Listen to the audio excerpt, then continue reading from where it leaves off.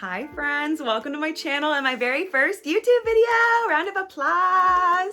My name's Araceli. I started this channel because it's always been a goal of mine ever since I was a kid and YouTube first started, but I was scared to. I didn't know myself, so I didn't know what kind of content to make, and I didn't believe in myself or love myself, so I was scared to be seen and let people judge me and hate me more than I hated myself. And that is the first step.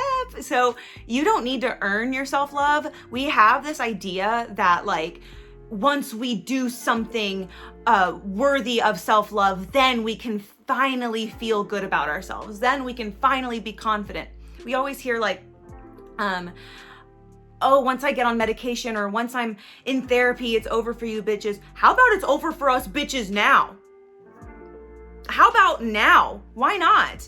There's no rule against loving yourself as you are, especially if you're a woman, okay? For every insecure, unempowered woman, there's a piece of shit, mediocre man who has nothing but audacity and a podcast mic, okay? Speaking of which, think about all of the piece of shit men and some women who are running this world right now, committing atrocity after atrocity. They fucking love themselves. They think they're the shit. So why not you? Why not me? We need more empowered, good, compassionate women running the world. So be one. We're not committing atrocities. We're not taking away people's rights. We're just here chilling, probably with anxiety, in our rooms by ourselves. And see, it's not about what you deserve. This whole idea about like deserving a feeling that you can give yourself is ridiculous. I don't know who invented it, who came up with it, but it's dumb. You can love yourself as you are with mistakes and all, flaws, everything. You can love it and improve at the same time. It's okay to do that. But you know what we do deserve? We deserve people who show up for us as their best selves. And who are you to rob your loved ones of your best self? Because I know this bitch is awesome. So how do you start? Okay, first of all, make the decision right now, in this very moment, to love yourself. That's it. Just make that decision and then keep making that decision and be mindful of how you speak to yourself. If you make mistakes, do you call yourself an idiot? Do you call yourself stupid?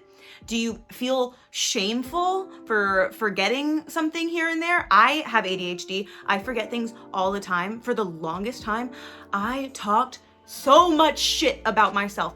I'm a smart person, but I felt like a dumbass because of how forgetful I was. It was also the weed. Do you make self-deprecating jokes? I did that up until recently. I had a therapy session recently, and we were talking about like how I can like enter like my goddess era basically. And she gave me homework to do about like what makes me a goddess now, you know, like already.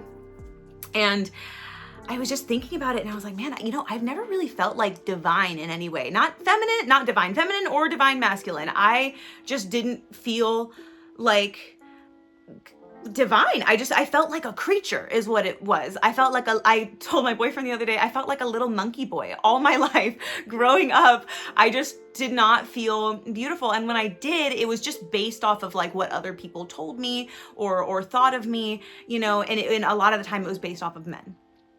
Thank God I'm not doing that anymore. So when I was a kid, I was the youngest of my two older sisters, and I was the second youngest of my cousins, right? And every summer we would go to Florida and we would all hang out and have a grand old time, or they would, and I would cry.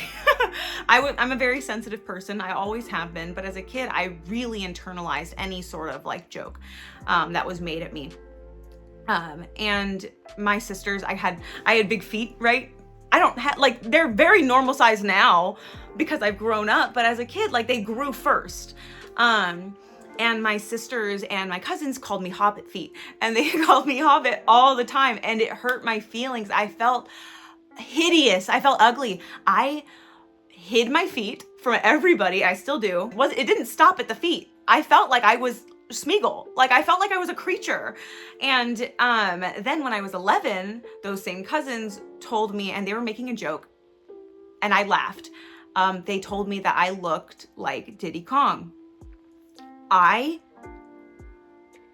Up until very recently, have called myself Diddy Kong to everybody. There was also a point in time where I was like, without makeup, I was like, I look exactly like Pete Davidson. And I told everybody I looked like Pete Davidson. And I did this. I didn't realize I was doing this because I wanted to beat people to the punch. I didn't want them to make fun of me. So I would make fun of myself first, right? And the thing is, I attracted people who thought that that was okay.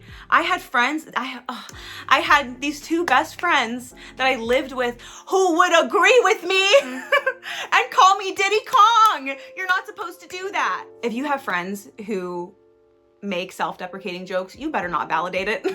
Don't do that. They will laugh, but it will do something to their brain. I promise you it will. Speaking of which, if you surround yourself with people who enable those bad habits, like self-deprecating humor, or if they enable even worse habits, like drinking, like physical habits, maybe they're not people that you should have in your life. If they are negative, if they don't believe in you, bitch, cut them out. You don't need them. We're done. We're so over them. And you don't even have to cut them out. You can just distance yourself, and that's okay too, okay? And you're gonna have some growing pains. That's something that a lot of like self-help people don't talk about, I feel like, is like how much it hurts. But it's gonna be okay, because I promise you, it hurts way less once you're done with it. Like when I was 25, it took me 25 years, by the way, to love myself, to choose to love myself for the first time ever. I had a lot of growing pains. People who did not like who I was growing into, I had to cut them off, and it was ugly. I did not handle it the way I should have, but I remember I lived at my grandma's after that, because I was living with those people. I had to literally up and get out. It was like that. So I was FaceTiming a friend of mine. I was telling her everything that happened. And at one point we were talking, and it just like hit me. It hit me that I didn't have to go through that anymore, and that I could love myself freely with no shame, and be excited for myself and content with myself and who I was turning into. And I was so happy, and I just started laughing and like crying, because I'm like, oh my God, like it felt like, you know at the end of Texas, oh shit, my bad.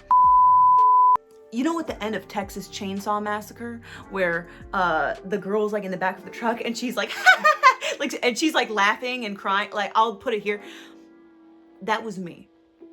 I felt like, I feel like I need to, there we go. I felt free, and you're gonna feel the same as long as you let yourself. I know I'm making this sound scary, and that's because change is scary, but it's not as scary as staying in a situation that you do not want to be in, that you're miserable in. Because when you truly love yourself, and when you truly trust yourself, you are going to trust your ability to get through everything, every loss, every heartbreak, every fight, everything. Because being kind to you is literally the answer. Being kind and loving yourself. That's it. That's it. And just continuing to do that every day. Remember that. A lot of people forget that part. So remember to be kind to yourself and others. Leave a comment, like, and subscribe. And I will see y'all next time. Bye!